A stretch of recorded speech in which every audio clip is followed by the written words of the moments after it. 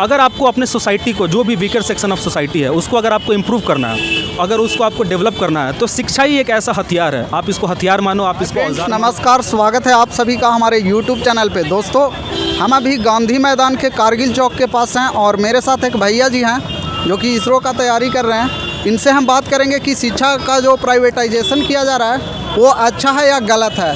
तो सबसे पहले आप अपना इंट्रोडक्शन दीजिएगा। जी, मेरा नाम राहुल कुमार है और मैं फ़िलहाल इसरो की तैयारी कर रहा हूँ। और कौन सा स्टेट से, कौन सा डिस्ट्रिक्ट से हैं? मैं पटना डिस्ट्रिक्ट से, मैं प्रॉपर डिस्ट्रिक्ट। पटना का हूँ मैं। तो बताइए कि जो एजुकेशन प्राइवेटाइजेशन किया जा रहा है वो सही है या गलत? नहीं, मुझे नहीं लगता है कि अगर प्राइवेटाइजेशन हो रहा है एजुकेशन का, ये सही बात है। हर एक देश में कुछ एक फील्ड होता है जिनको हमेशा अगर सरकार अपने जिम्मे रखे, उसकी रिस्पॉन्सिबिलिटी अगर खुद ले, तो वो ज़्यादा बेहतर है। जिसमें से आपका एजुकेशन, हेल्थ सेक्टर, ये सब जो कुछ एरियाज़ हैं जिनमें अगर सरकार अगर खुद उसकी रिस्पॉन्सिबिलिटी ले तो ज़्यादा बेहतर होगा। तो सरकार तो रिस्पॉन्सिबिलिटी बहुत दिन से लेते आ रही है, लेकिन देखा जा रहा है कि स्कूल में ना ढंग से पढ़ाई हो रहा है, ना और कुछ व्यवस्था है।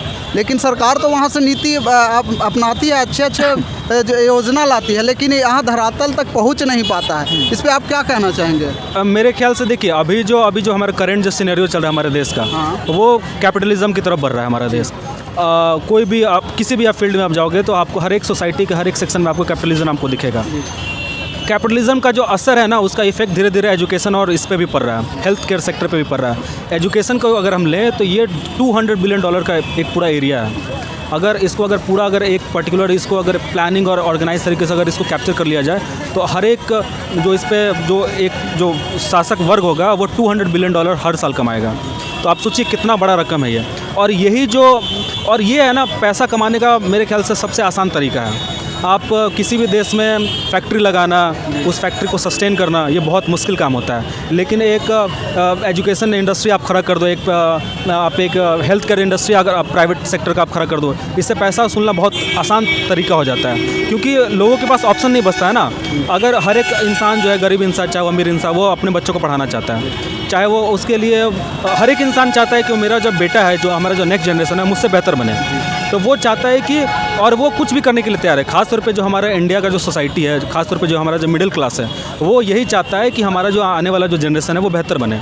और वो उस चीज़ के लिए जो कुछ भी सेक्रीफाइस वो करना चाहते हैं वो करने के लिए तैयार हैं। और यही जो मार्केट है ना, ये जो अपॉर्चुनिटी है, कुछ लोगों को है ना अट्रैक्ट करती है, और इसी वजह से इस कॉन्सेप्ट को है ना आगे बढ़ा रहे हैं लोग। और जितने भी जो पावरफुल लोग हैं या जितने भी जो सक्षम लोग हैं, वो इस अपॉर्चुनिटी को यूज़ करना चाहते हैं, एज ए अपॉर्चुनिटी इसको ले रहे हैं। तो हमारा जो एंशिएंट हमारा जो सिविलाइजेशन था, जिसमें हमारा जो गुरुकुल पद्धति था, जिसमें सेवा भाव जो रहता था, ज्ञान को देना एक सेवा भाव माना जाता है, या या हेल्थ केयर सेक्टर को उसको सेवा भाव माना जाता था, तो वो जो कॉन्सेप्ट है वो धीरे धीरे ख़त्म हो जा रहा है कैपिटलिज्म की वजह से।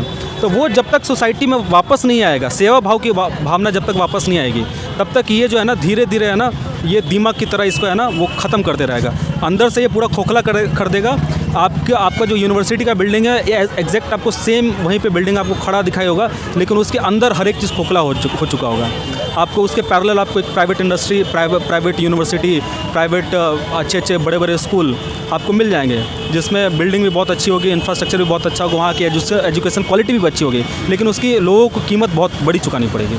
और ये जो कीमत है ना, हर एक इंसान चुका नहीं सकता, हर एक फैमिली नहीं चुका सकती है।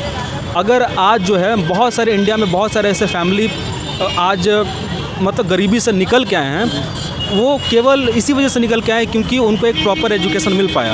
और प्रॉपर एजुकेशन उन्हें कहाँ मिला? एक गरीब इंसान का बच्चा अगर एक IAS अगर बनता है, या एक इसरो में साइंटिस्ट बनता है, या किसी भी फेसबुक, गूगल या किसी भी इंडस्ट्री में अगर वो काम करता है, तो उसके पास ऑप्शन नहीं है कि वो प्राइवेट स्कूल में अपने बच्चों को पढ़ाए और प्राइवेट किसी यूनिवर्सिटी में अपने बच्चों को पढ़ाए और तब जाके वो अपॉर्चुनिटी को वो गेन कर सके। ऐसा पॉसिबल ही नहीं है।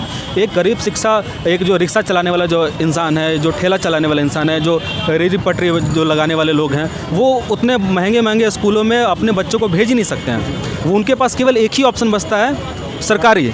और वहाँ पे उनको एक अपॉर्चुनिटी, उनको एक होप दिखाई देता है कि यहाँ से मेरा बच्चा है ना, जो मेरा आने वाला जो जनरेशन है वो आगे बढ़ जाएगा। क्योंकि अगर आपको अपने सोसाइटी को, जो भी वीकर सेक्शन ऑफ सोसाइटी है, उसको अगर आपको इम्प्रूव करना है, अगर उसको आपको डेवलप करना है, तो शिक्षा ही एक ऐसा हथियार है। आप इसको हथियार मानो, आप इसको औजार मानो, आप कुछ भी टूल मानो, कुछ भी, ये आपके ऊपर डिपेंड करता है। यही एक हर एक सेक्शन ऑफ सोसाइटी का यही एक इकलौता एक टूल मात्र है जो वीकर सेक्शन को ऊपर अपलिफ्ट करता है। अगर हम उस अपॉर्चुनिटी को ही बंद कर देंगे, अगर उस अपॉर्चुनिटी को अगर हम ख़त्म कर देंगे, तब हमारा देश फिर वापस से वही गुलामी वाला जो था ना सिस्टम, उसी दौर में चला जाएगा। उस समय गोरी चमड़ी वाले लोग शासन करते थे, आज फिर जो काली चमड़ी वाले जो एरिस्टोक्रेसी जो पीपल होंगे, जो एक मुट्ठी भर जो शासक वर्ग होगा, उन्हीं का सब कुछ चलेगा और उन्हीं के बच्चे डेवलप होंगे, उन्हीं के बच्चे आगे बढ़ेंगे और उन्हीं के बच्चे अमीर रहेंगे। यानी कि जो अमीर रहेगा वो अमीर बनते चला जाएगा और गरीब और कमज़ोर होता चलेगा। तो गवर्नमेंट को शिक्षा नीति को, शिक्षा को प्राइवेट करने का मेन मोटिव क्या है? प्राइवेट करने का मैंने आपको जैसे पहले बताया ना कि सब कुछ पैसा हो गया। आपको जैसे मान लीजिए एक इंसान, सपोज दैट एक इंसान जो सरकारी नौकरी की तैयारी कर रहा है, मान लीजिए सरकारी टीचर की तैयारी कर रहा है, उसको सरकारी टीचर में उसको वैकेंसी उतना नहीं निकला, उसका सिलेक्शन नहीं हो पाया, वो मजबूरन क्या करेगा? वो कोचिंग खोलेगा। कोचिंग खोलने के बाद वहाँ पे वो तो यही चाहेगा ना कि मैंने कोचिंग को खोलने में जितना लाखों रुपए मैंने खर्च किया उसको मैं वापस वसूलूँ मैं। अब वो तो पैसा वो तो सरकार से तो वसूल नहीं सकता है, क्योंकि उसको सरकारी वेतन नहीं मिल रहा है। वो वसूलेगा किससे? जो नॉर्मल पीपल है, जो आम जनता, उससे वसूलेगा। तो ये जो आम जनता पे जो पढ़ाई के जो खर्चे का जो बोझ जो पड़ रहा है ना, इसकी वजह से समाज को भी नुकसान हो रहा है और उस जो भी एक इंसान जो सेवा भाव की भावना से जाना चाहता था सरकारी स्कूल में पढ़ाने के लिए, वो भी उसका सेवा भाव का जो भावना है ना, वो धीरे धीरे कंटैमिनेटेड हो जाएगा, फिर वो ख़त्म हो जाएगा। लोग कहते हैं कि सरकारी स्कूल में पढ़ाई नहीं होता है, टीचर को उतना नॉलेज नहीं है, इस पर आप क्या कहना? नहीं, ये बिल्कुल सही बात नहीं है। मैं खुद एक सरकारी स्कूल का एक मैं प्रोडक्ट हूँ। मेरी जो स्कूलिंग हुई है वो सरकारी स्कूल में हुई है। मैं ये SDPR हाई स्कूल से मैं पढ़ा हुआ हूँ, श्री दारोगा प्रसाद राय हाई स्कूल। वहाँ के टीचर मैं आपको बताऊँ इतने अच्छे हैं, इतने हाईली क्वालिफाइड वहाँ के टीचर हैं और इतने इंटेलिजेंट। मैंने उतना अच्छा टीचर मैंने किसी प्राइवेट कोचिंग में भी मैंने नहीं देखा। जिस कॉन्सेप्ट और जिस डिटेल के साथ वो पढ़ाते थे स्कूल में, मैं ये मानता हूँ कि मेरे स्कूल में जो स्कूल का जो बेंच होता था या जो पंखा होता था वो टूटा फूटा होता था, लेकिन उसी टूटे फूटे मतलब उस पर मैं बैठ करके लेकिन हमारे शिक्षक बहुत अच्छे होते थे। उन्होंने जो हमें जो संस्कार दिया, उन्होंने जो हमें पढ़ाया, वो बहुत अच्छे तरीके से पढ़ाया। तो वो मुझे आज वो टेबल कुर्सी याद नहीं है, मुझे उनका पढ़ाया हुआ याद है। तो अगर इंसान अगर बस पढ़ना चाहे तो ये कोई मैटर नहीं करता कि आप एक स्मार्ट बोर्ड पे पढ़ते हो या केवल आप एक वाइट बोर्ड पे या ब्लैक बोर्ड पे आप पढ़ते हो, इससे इट डजंट मैटर। हर जगह के टीचर ऐसा नहीं ना है सारे स्कूल का। ये देखिए, ये अब बात आ गया, जैसे क्या होता है धीरे धीरे सरकारी नौकरी ख़त्म हो रहा है। अब ये कहीं ना सोसाइटी को भी अपने ऊपर है ना, अपने खुद के ऊपर झांक के देखना चाहिए। हर एक इंसान सरकारी नौकरी क्यों लेना चाहता है? उसके केवल 2 रीज़न है। पहला कि उसको दहेज बहुत बढ़िया मिलेगा, दूसरा उसको काम नहीं करना पड़ेगा। वो इस मेंटालिटी के साथ सरकारी जॉब लेना चाहता है वो। तो जब आप इस मेंटालिटी के साथ आप जाओगे, तब आप वहाँ पे जैसे ही आपका सरकारी नौकरी लगेगा, वहाँ पे आप काम करना आप बंद कर दोगे। तो इसमें गलती किसका है? ह्यूमन का सोच का है या फिर गवर्नमेंट का है? देखिए, वही मैं कह रहा हूँ ना, इसमें सरासर जो मेरे ख्याल से ना ही गवर्नमेंट को आप दोष दे सकते हैं और ना ही आप सोसाइटी को दोष सकते हैं। हमें लगता है ये इंडिविजुअल जो कलेक्टिवली इसको रिस्पॉन्सिबिलिटी हमें लेना चाहिए। और मुझे मानना चाहिए कि अगर सोसाइटी अगर गवर्नमेंट पे अगर प्रेशर बना है, ख़ास तौर पे ये जो 2 मुद्दा है, स्वास्थ्य का मुद्दा और एजुकेशन का मुद्दा, ये 2 मुद्दे पर अगर हम गवर्नमेंट पे प्रेशर बनाएं कि हमें प्राइवेट स्कूल नहीं चाहिए, हमें प्राइवेट यूनिवर्सिटी नहीं चाहिए। मैं ये नहीं कहता कि वो ख़राब होते हैं, नहीं, बिल्कुल उनकी एजुकेशन क्वालिटी बहुत सारे जो प्राइवेट इंडस्ट्री सरकारी इंडस्ट्री है उससे बेहतर है, तभी तो लोग वहाँ पर अट्रैक्ट हो रहे हैं। मुद्दा वो नहीं है।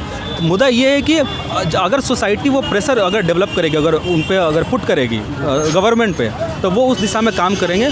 और सोसाइटी को अगर वो पुट करते हैं तो मुझे नहीं लगता है कि गवर्नमेंट को इस दिशा में काम करने में कोई प्रॉब्लम होगी। बताइए कि गवर्नमेंट स्कूल के टीचर बोलते हैं कि हमें बहुत सारा काम दे दिया जाता है, खिचड़ी वाला भार और जो इलेक्शन वाला भार, बहुत सारा काम उनको बोझ टाइप का उनको हो जाता है। तो इस पर आप क्या कहना चाहेंगे? नहीं, ये बिल्कुल सरासर मेरे ख्याल से बिल्कुल गलत बात है। एक इंसान अगर जो एक शिक्षा अगर वो प्रोवाइड करा रहा है, अगर शिक्षा वो दे रहा है, तो उसको केवल शिक्षा का काम देना चाहिए। ये जो मल्टीटास्किंग जो हम उसको ऑफिसर बना देते हैं ना, ये बहुत मुझे नहीं लगता ये सही बात है। अगर आप किसी भी मैं सबसे मुझे अगर पूरी दुनिया में अगर किसी देश का अगर एजुकेशन सिस्टम अगर मुझे सही लगता है वो फिनलैंड का लगता है। अगर आप फिनलैंड में जाओगे, वहाँ का जैसे यहाँ का इंसान है ना, हर एक बच्चा चाहता है कि मुझे बड़े होकर IAS बनना है, IPS बनना है या IS बनना है।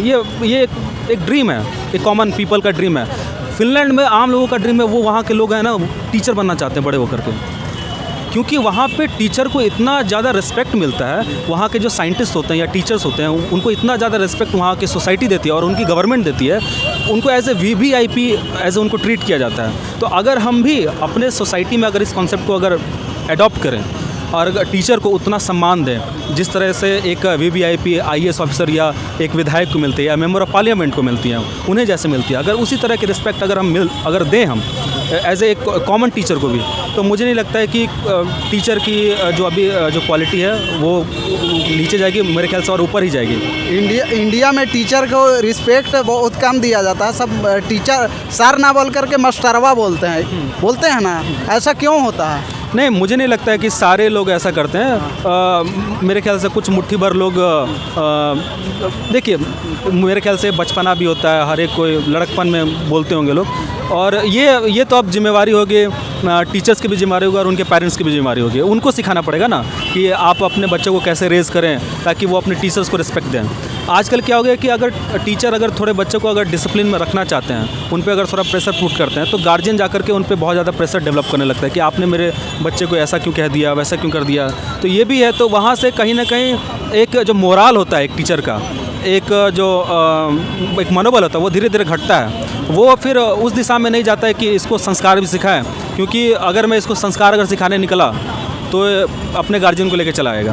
तो ये कहीं ना कहीं डर आ जाता है उनके मन में। तो ये डर ख़त्म होना चाहिए और ये डर तभी ख़त्म होगा ना जब गार्जियन टीचर पे भरोसा करेंगे, वो बहुत ज़रूरी है। तो वो कहते हैं ना, गुरु ही ब्रह्मा गुरु ही विष्णु। अगर जब तक वो कॉन्सेप्ट हमारा जो एंशिएंट जो कॉन्सेप्ट है वो जब तक हम फिर से अडॉप्ट नहीं करेंगे, तब तक इसका कोई सॉल्यूशन नहीं है।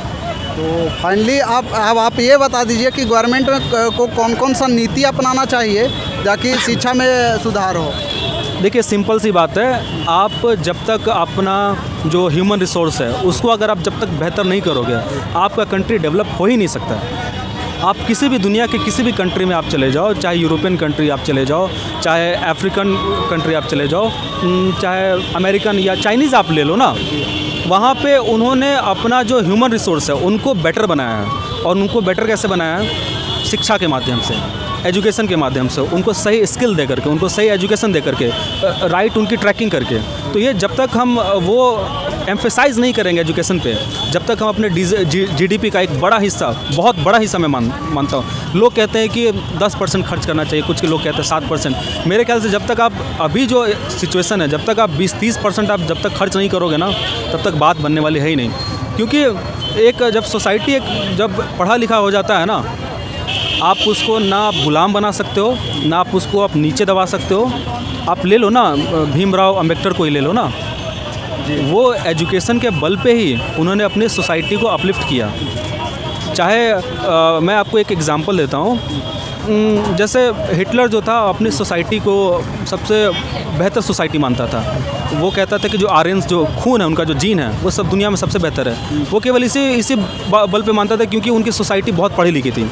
उनका ये मानना था कि ये जो जब देखो सोसाइटी में जब सेल्फ पनिशमेंट का जो कॉन्सेप्ट आ जाता है ना, जब उसको खुद से गिल्टी फील होता है, जब वो अगर कोई काम करेगा, कोई गलत काम करेगा, उसको खुद से गिल्टी फील होना चाहिए कि अगर मैं कहीं पे कूड़ा अगर मैंने गिरा दिया या अगर मैं ट्रैफिक रूल को अगर फॉलो मैं नहीं कर रहा हूँ, ठीक है, तो उसको सेल्फ वो है ना, एक अंदर से खुद ब खुद एक ह्यूमिलिएशन की भावना आनी चाहिए कि यार मैंने कुछ गलत कर दिया यार। ये भावना आएगा कैसे? ये भावना तभी आएगा, ये वक्त के साथ आता है।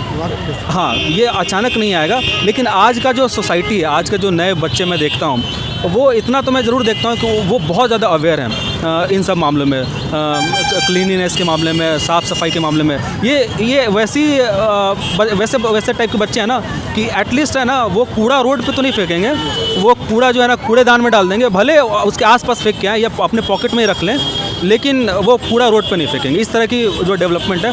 अब देखिए इसके बाद जो आने वाला जो नेक्स्ट जनरेशन, लेकिन शिष्टाचार के मामले में अवेयर नहीं है। आजकल के बच्चे है ना। हाँ, वो देखिए, वो क्या होता है कि आजकल के जो पेरेंट्स हैं ना, वो खुद बहुत ज़्यादा बिजी रहने लगे हैं। वो खुद काम करते हैं, मम्मी भी काम करते हैं, पापा भी काम करते हैं, तो संस्कार देने का टाइम जो है ना, वो केवल टीवी सीरियल्स और जो ऐड आते हैं टीवी पे, उनका रह जाता है। तो जब तक आप टीवी पे असली ऐड दिखाते रहोगे ना, और ग्राइंडिंग वाले और तुम्हारी मतलब हाँ, उस तरह के जो आप ऐड दिखाते रहोगे कि मैं तो आपकी वो कर दूंगा, मैं आपको नीचा दिखा दूंगा, वो तो तब तक वो, क्योंकि असर पड़ता है ना, बच्चों पे असर पड़ता है उस चीज़ का। तो ये बहुत ऐड जो इंडस्ट्री है उनके ऊपर बहुत बड़ी रिस्पॉन्सिबिलिटी है कि वो जो टीवी पे जो ऐड दिखाएं वो बेहतर क्वालिटी का दिखाएं, उसमें अश्लीलता ना हो, उसमें एक सही मैसेज हो, तो वो ज़्यादा बेहतर है। तो आपसे मिलकर बहुत ही अच्छा लगा और बहुत बहुत धन्यवाद कि आप अपना कीमती समय दिए। तो मुझे भी आपसे बात करके बहुत अच्छा लगा। तो गाइस, वीडियो अच्छा लगा तो वीडियो को लाइक कर दीजिए और शेयर कीजिए, और कमेंट में बताइए कि आप शिक्षा को निजीकरण होते हुए देखना चाहते हैं या नहीं, और अगर नहीं तो क्यों नहीं, वो आप कमेंट करके बताइए। Thank you.